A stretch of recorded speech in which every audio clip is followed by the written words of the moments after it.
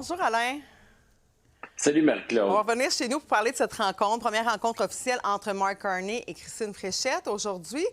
Ça a commencé par un malentendu sur la clause dérogatoire qui s'est bien terminé finalement et qui a permis aussi à Mme Fréchette d'exprimer une position assez claire, là. Oui, tout à fait. Mme Fréchette n'a pas chômé depuis qu'elle est première ministre. Elle multiplie les rencontres. Elle est montée à Ottawa aujourd'hui, rencontrer Mark Carney. Puis comme tu l'as souligné, Marie-Claude, à cause d'un commentaire de Sean Fraser, le ministre, un des ministres fédéraux, qui a laissé sous-entendre que le fédéral voulait peut-être recadrer les règles qui entourent la clause dérogatoire. Alors, Mark Carney s'est même excusé. Christine Fréchette, naturellement, a gardé un ton ferme. C'est un enjeu qui est très sensible, particulièrement au Québec, en Alberta et en Saskatchewan, 3 provinces qui revendiquent le fait de garder clairement ce pouvoir-là, qui est le pouvoir de pouvoir utiliser cette clause dérogatoire pour pouvoir se protéger de contestations judiciaires pour des lois qui touchent la province. Alain, si on oublie ce malentendu-là, on a l'impression qu'ils se sont quand même assez bien entendus, M. Carney et Mme Fréchette. Les deux ont beaucoup d'expérience en économie. Est-ce qu'ils parlent le même langage? Comment tu vois ça, cette prochaine relation-là?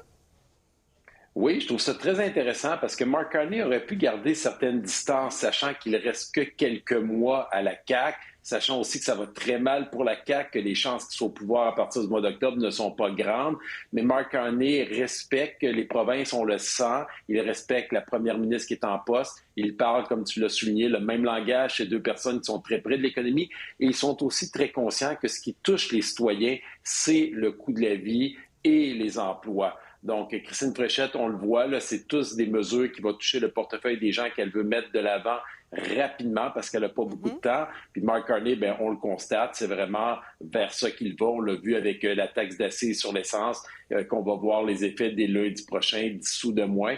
Donc, on voit qu'ils parlent les mêmes choses, ils ont l'air de bien s'entendre. C'est bon signe, en tout cas, pour Christine Fréchette, qui tente de se donner un élan et de remonter la CAQ dans les sondages. Et justement, première annonce en matière d'accès à la propriété. Est-ce que ça, c'est quelque chose qui va pouvoir donner peut-être cet élan-là à Mme Fréchette et à la CAQ? Ben, en tout cas, les jeunes, particulièrement, qui veulent acheter une première maison, vont être contents. On le sait tous, lorsqu'on achète une maison, la première facture qu'on reçoit en courant d'année, c'est la taxe de bienvenue. C'est beaucoup de dollars qui se prend dans nos poches alors qu'on commence à se faire une vie. Donc, pour 38 000 personnes, d'après les calculs d'Éric Girard, le ministre des Finances, ces gens-là, ces jeunes familles vont pouvoir sauver jusqu'à 5 875 $. C'est quand même un montant qui est quand même assez important. Ouais. Et ça va se faire avec un crédit remboursable, tandis que c'est une taxe municipale. Elle contourne un peu le fonctionnement et elle rembourse les gens directement. Une bonne mesure pour plusieurs jeunes qui veulent s'acheter une première propriété. Merci beaucoup, Alain. Bon week-end.